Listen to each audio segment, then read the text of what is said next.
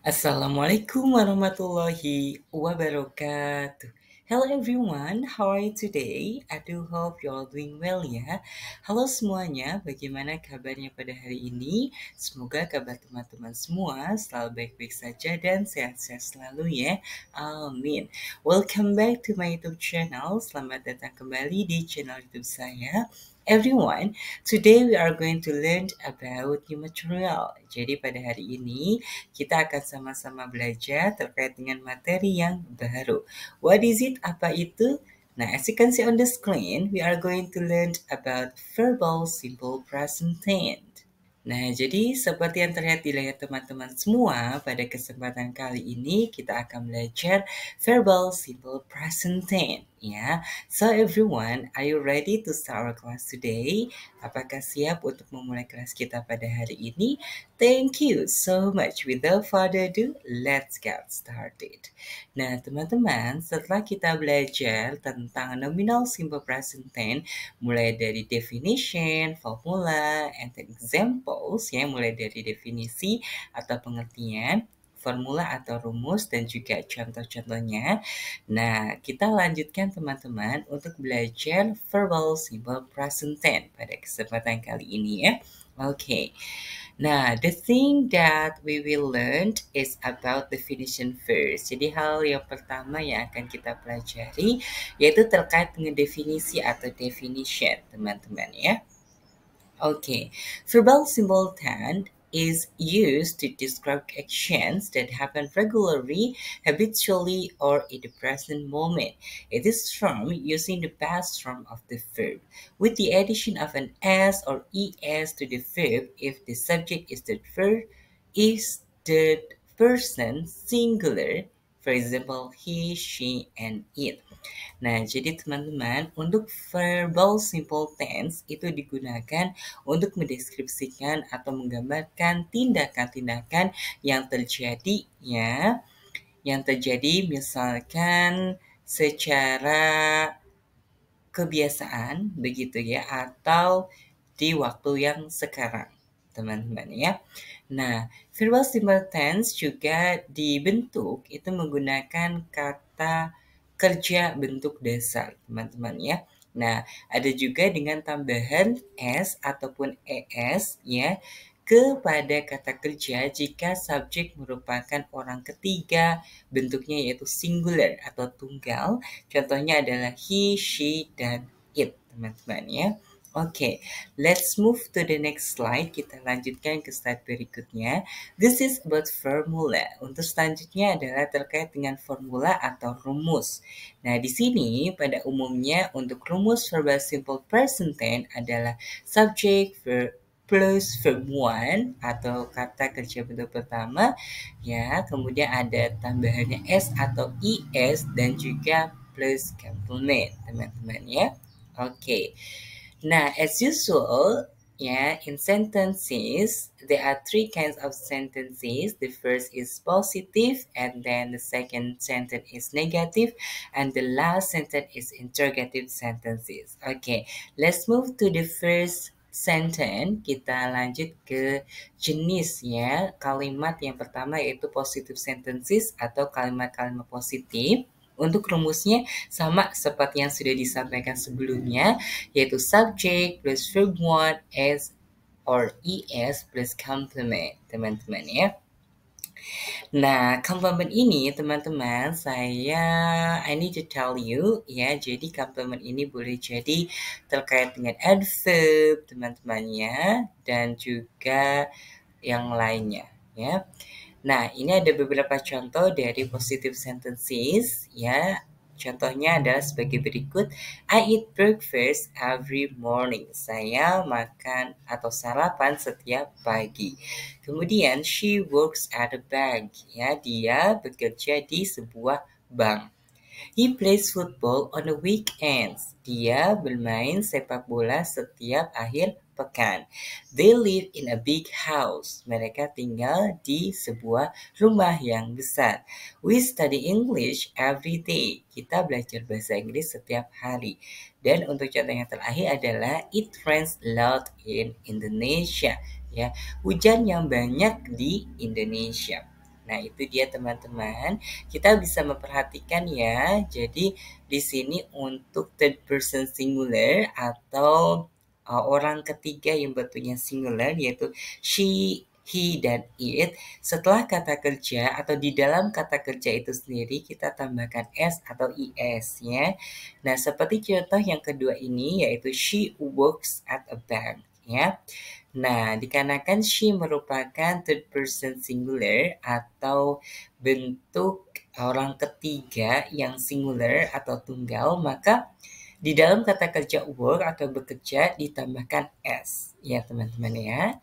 Nah, hal ini juga terjadi di contoh yang ketiga yaitu he plays football on the weekends ya.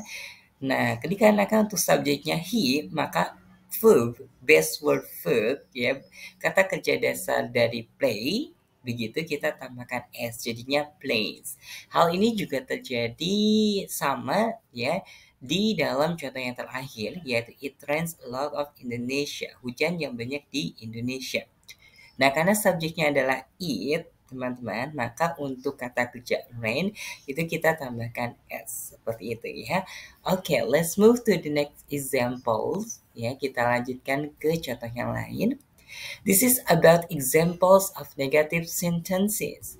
Nah, jadi untuk selanjutnya adalah contoh-contoh dari kalimat-kalimat negatif, teman-teman ya. Nah, di sini selain kita menambahkan not untuk membentuk atau menulis sebuah kalimat negatif, nah ada juga kata kerja bantu. Di sini ada do dan does, teman-teman ya.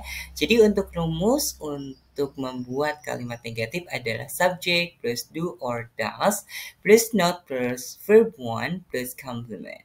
Nah, jadi di sini untuk do dan does ada sedikit perbedaan, teman-teman pasti sudah mengetahuinya ya. Nah, untuk do itu khusus untuk subjek I, you, we, they. Sedangkan untuk does itu khusus untuk subjek she, he, it. Begitu teman-teman ya. Jadi kita sama-sama lihat saja langsung untuk contohnya. Ya, untuk yang pertama adalah I don't eat breakfast every morning. Saya tidak sarapan setiap pagi. Kemudian untuk contoh yang kedua adalah she doesn't work at a bank. Ya, dia tidak bekerja di sebuah bank. Jadi bisa does not atau doesn't. Begitu ya, untuk singkatnya itu doesn't. Begitupun halnya dengan do, yaitu bisa do not atau don't. Ya. Untuk contoh yang ketiga, yaitu he doesn't play football on the weekends. Dia tidak bermain sepak bola setiap akhir pekan. They don't live in a big house. Mereka tidak tinggal di rumah yang besar, di sebuah rumah yang besar. Kemudian, contoh selanjutnya adalah we don't study English every day. Kita tidak belajar bahasa Inggris setiap hari. The last example is untuk contoh yang terakhir adalah it doesn't rain a lot in Indonesia. Ya, hujan tidak banyak di Indonesia. Nah, kita bisa perhatikan ya, untuk menggunakan do khusus untuk subjek I. Seperti di dalam contoh kalimat yang pertama. Kemudian, selain I, do juga pasangannya adalah they, we. Begitu ya. Sedangkan untuk does itu untuk she, he, dan it. Contohnya ini sudah lengkap ya. Baik, saya ambil satu contoh saja. Misalkan she does not atau she doesn't work at a bank. Ya. Dikarenakan untuk subjeknya she, maka untuk kata kerja bantunya bukan do teman-teman, tapi does. Seperti itu ya. Nah, baik, kita lanjutkan. Let's move to the next slide. Kita lanjutkan ke slide berikutnya. These are about examples of interrogative sentence. Untuk selanjutnya adalah contoh-contoh dari kalimat-kalimat interrogatif atau kalimat tanya, teman-teman ya. Nah, ini untuk contohnya adalah do or does plus subject plus verb one plus complement. Jadi untuk kata kerja bantu do dan does itu diletakkan di awal kalimat apabila teman-teman ingin menulis atau memberikan contoh kalimat-kalimat pertanyaan atau interrogatif ya. Contohnya adalah sebagai berikut. Do I eat breakfast every morning? Apakah saya sarapan setiap pagi? Does she work at a bank? Apakah dia bekerja di sebuah bank? Does he play football on the weekends? Apakah dia bermain sepak bola setiap akhir pekan? Do they live in a big house? Apakah mereka tinggal di sebuah rumah yang besar? Do we study English every day? Apakah kita belajar bahasa Inggris setiap hari? Dan untuk contoh yang terakhir adalah does it rain a lot in Indonesia? Apakah hujan yang banyak di Indonesia? Nah, teman-teman ya, jadi sudah ada gambarannya. Jadi untuk membuat atau menulis interrogative sentences atau kalimat-kalimat interrogatif atau kalimat-kalimat tanya, maka do atau does-nya itu diletakkan di awal kalimat, baru subjek, kemudian verb one, dan juga complement. Dan jangan lupa harus menambahkan question mark atau tanda tanya, teman-teman ya. Oke, let's move to the next slide. Kita lanjutkan teman-teman ke slide berikutnya. Dan the other examples, contoh-contoh yang lain. Ya, di sini ada I love chocolate. He hates spiders. He wants to be a doctor. Nah, teman-teman, ada ini ya untuk instruksinya. Please change into negative and interrogative sentences. Ya, tolong ubahlah ya ke dalam kalimat-kalimat negatif dan juga kalimat-kalimat interrogatif atau kalimat positif. Nah, kita bisa mengetahui bahwa untuk contohnya kita ambil satu contoh saja yaitu I love chocolate.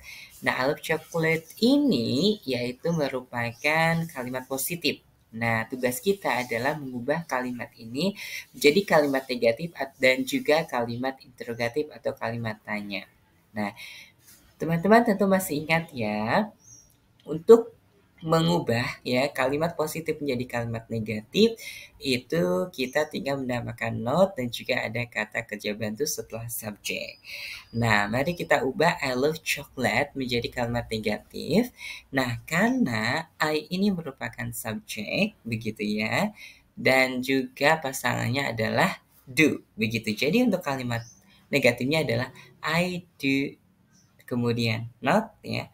I do not love chocolate. Ya, saya tidak menyukai coklat. Ya, kemudian untuk contoh yang kedua adalah he hates spider. Dia membenci spider atau laba-laba ya. Nah, untuk kalimat negatifnya adalah he does not hate spider. Ya, dia tidak membenci spider atau laba-laba ya.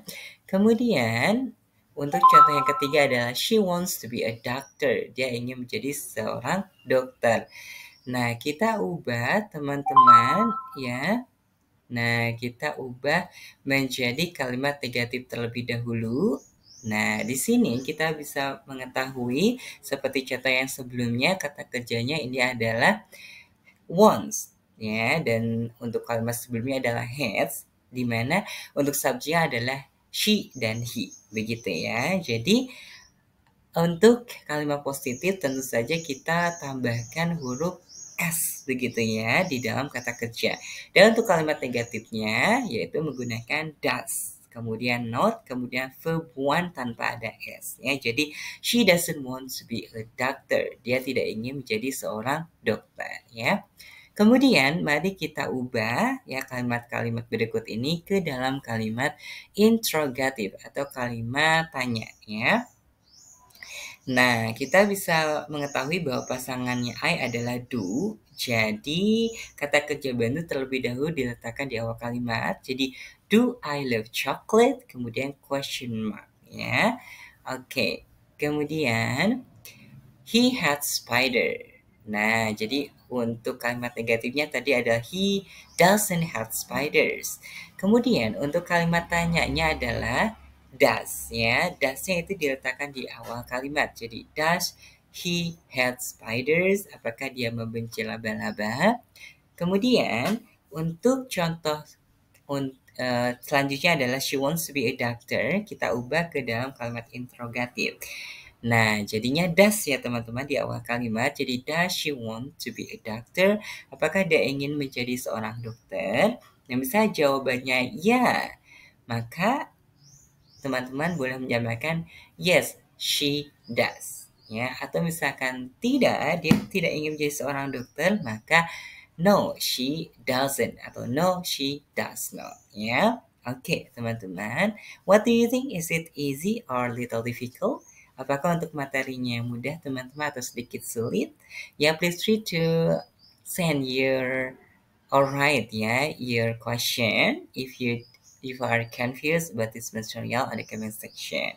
Silakan sekali teman-teman, apabila bingung teman-teman boleh untuk menuliskan pertanyaan teman-teman di kolom komentar ya. Oke, let's move to the next slide. Kita lanjutkan ke slide berikutnya. Nah, this is still about example. Jadi untuk selanjutnya ini masih terkait dengan contoh-contoh teman-teman ya. Oke, the other examples, contoh-contoh yang lain ya. Nah, they enjoy reading books ya, mereka menikmati membaca buku. We need to go to the store ya, kita harus pergi ke toko. It appears that it is going to rain ya.